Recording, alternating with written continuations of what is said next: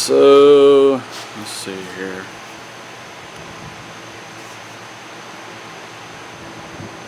I'm at the shop bright and early this morning. It's gonna be 100 degrees. Real feel in the shop is probably gonna be about 115. So it is a little bit after 5 a.m. and the shop, it's Saturday. Shop opens at 8. I'm gonna try to get a jump on day before it gets too hot because I got some stuff to do. Being a well-rounded technician has its ups and downs.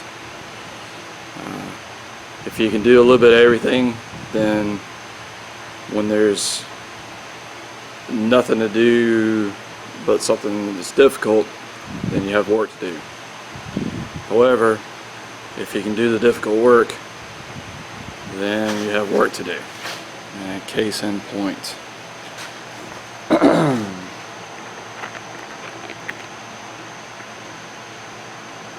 This is a 2012 Econoline with a 5.42 valve, and she's got engine troubles.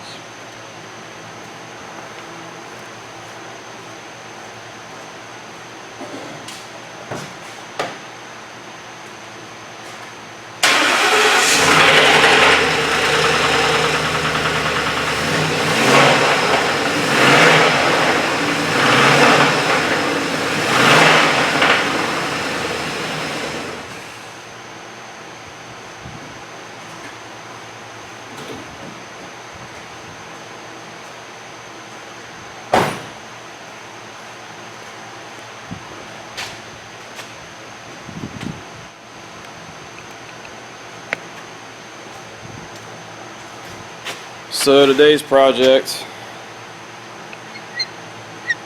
is I'm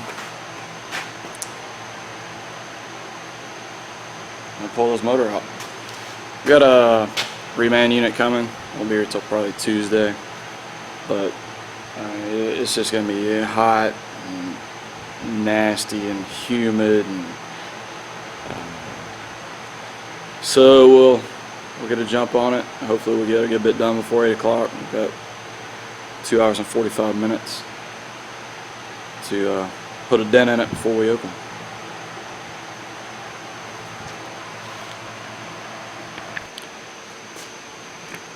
So first things first, going to disconnect the negative battery cable. If it's got power windows, power door locks, power seats, just slide the seats back as far as they'll go. Make sure all the doors are unlocked in case I need to get in the vehicle, put stuff in it or whatever. And if the vehicle's going to be pushed out because I need space and don't have the parts, I'll make sure the windows are up. If it's going to stay in the shop, I'll just leave the windows down. But if the windows are up, then I hang the key in the door lock cylinder of the door, so the key doesn't get locked in the vehicle.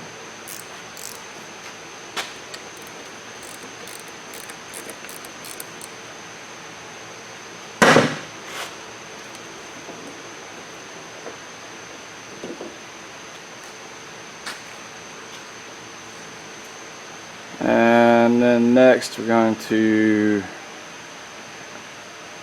reclaim the air conditioning while we're sitting right here.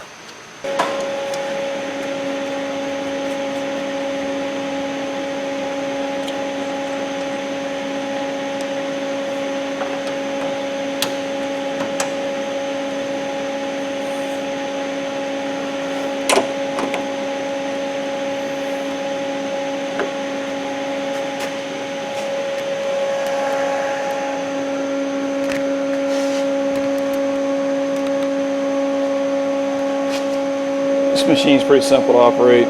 Power button, main buttons you're going to use, pressures. We're good on the pressures. We're at 100 psi, and it's already pretty warm in here. So all we don't want to do is hit the recover button, let it do its thing.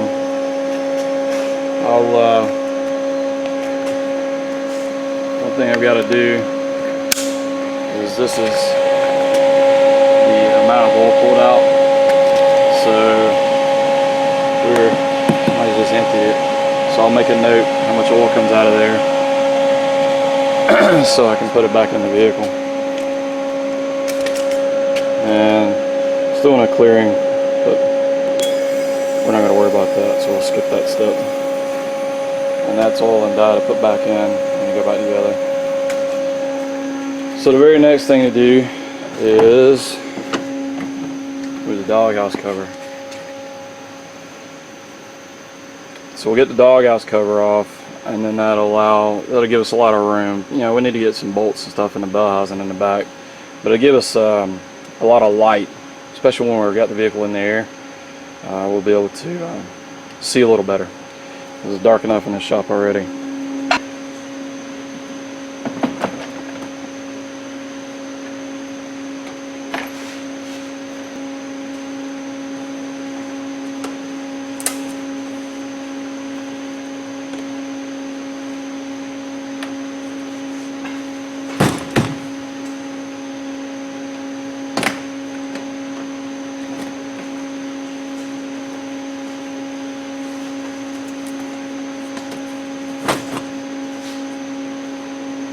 Like a press fit.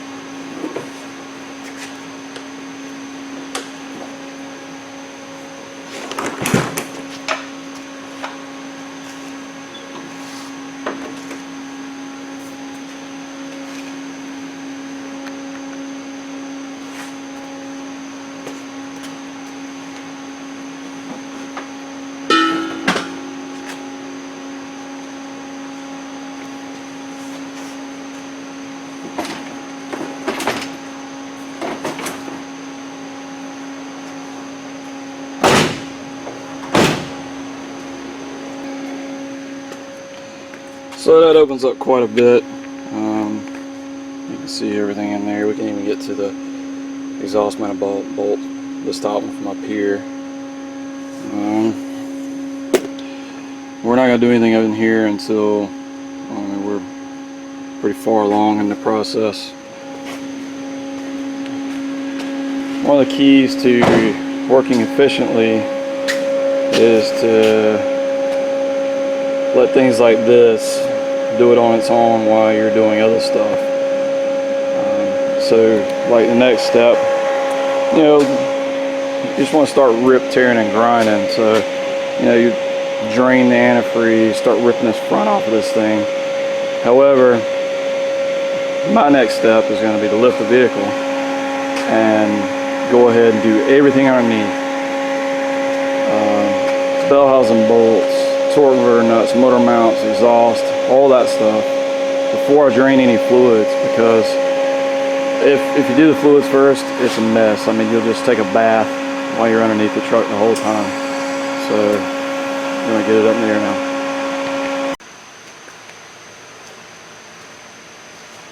So I've got the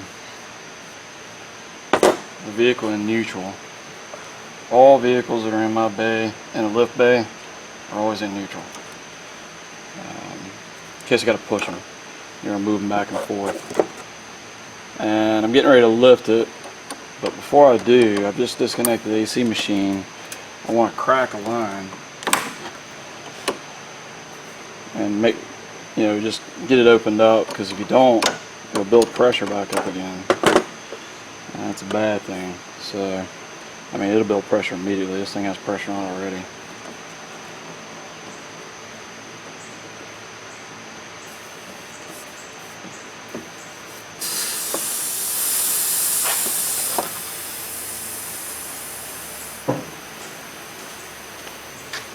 And I just took the AC machine off like 5 minutes ago, so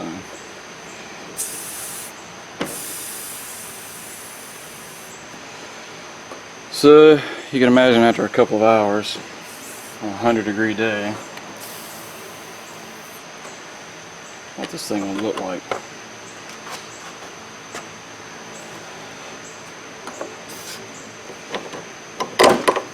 And it doesn't matter which one you disconnect. Just, you know, if it's hard to, it's an easy one to get to, just disconnect it. But preferably one that's got to come apart anyway to pull the motor. So this goes down to the AC compressors. Now we don't have to worry about that. Now we can lift the truck.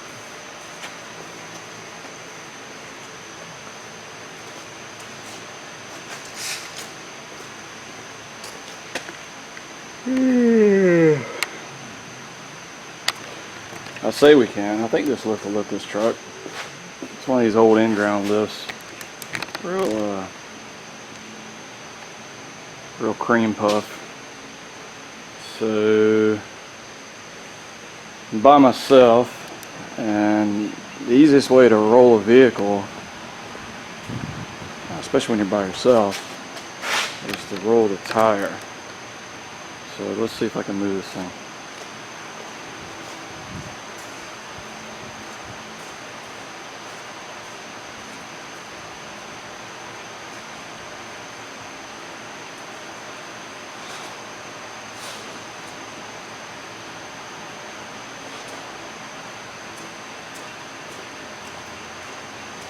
Actually rolls pretty easy. But just by grabbing the tire, you can really maneuver a vehicle by yourself pretty easily.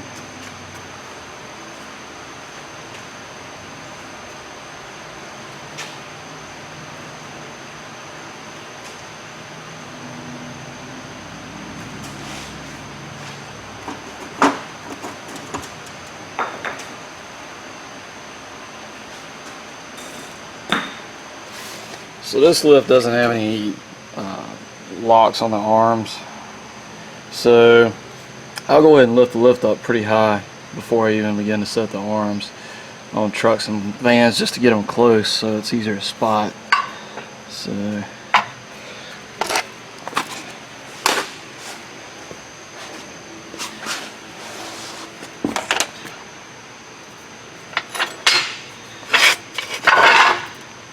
pull these things out as far as they'll go.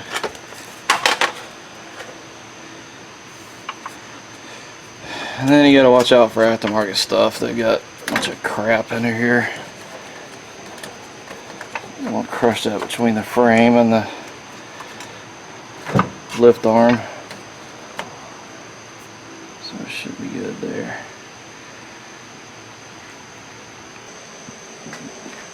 So here's the lift controls. You got I got it zoomed in pretty good. That's the air lever, and then this is the lever to control the up and down, depending on where your air lever is set. And we gotta shut the door here, unfortunately, because it's gonna hit the lattice.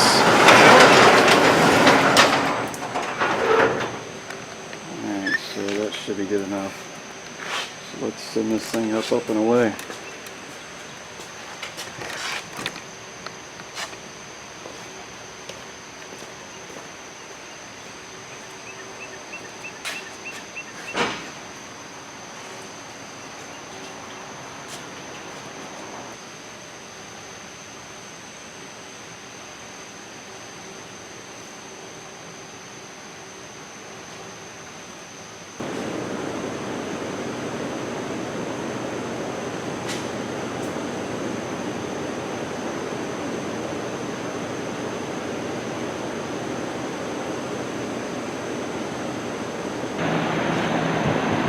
Alright, so this is probably going to end up turning into a silent movie. And I'll probably end up doing a voiceover, because I'm just going to turn fans on so I can stay comfortable.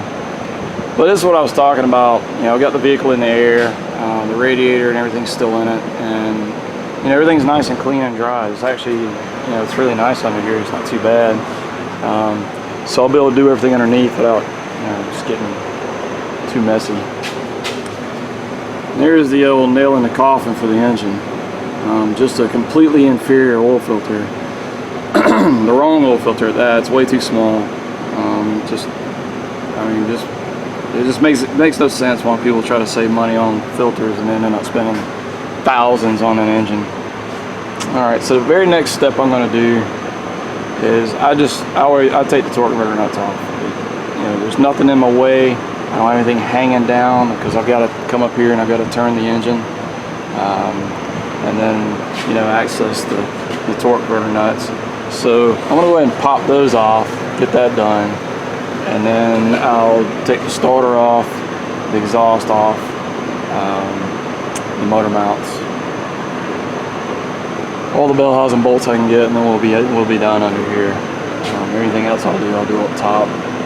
But so we're in the south. Take a look at that fastener. I mean, I'll be able to zip that off and actually put that same piece of hardware back on the new engine. I mean, you don't even have to replace them. You just reuse them. If I was in New England, that would be a blob of just crusty, nasty. You wouldn't even be able to know if that's a nut on a stud.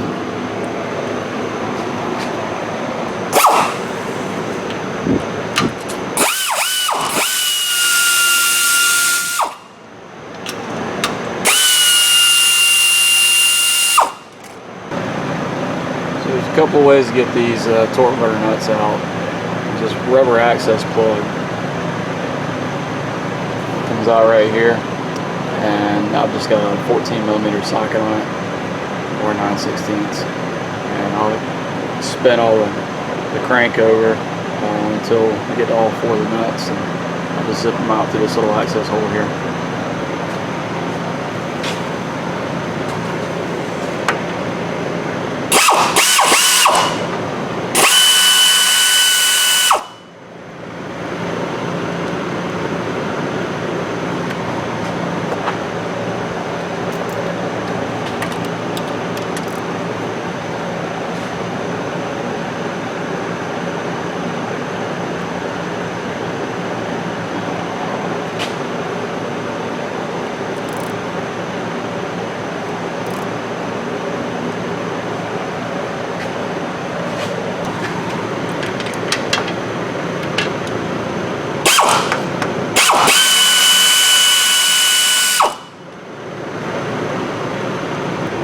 So once you've got all the torque converter nuts off, when in doubt, you want to make sure, just grab the torque converter stud, give her a little wiggle.